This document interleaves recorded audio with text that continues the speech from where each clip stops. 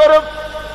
কাইফা তাকফুরুনা বিল্লাহি ওয়া কুনতুম আমওয়াতান ফাহইয়াকুম সুম্মা ইউমীতুকুম সুম্মা ইলাইহি তুরজাউন। কি করে তুমি আমাকে, আমি আল্লাহকে অস্বীকার করো?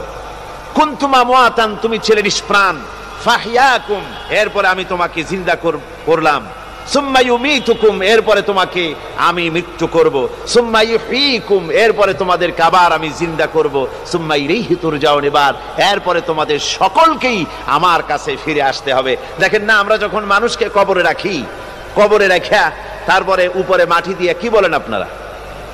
মিনহা খালাকনাকুম, পড়েন মিনহা খালাকনাকুম ওয়া ফিহা নুঈদুকুম ওয়া মিনহা নুখরিজুকুম তারাতান উখরা।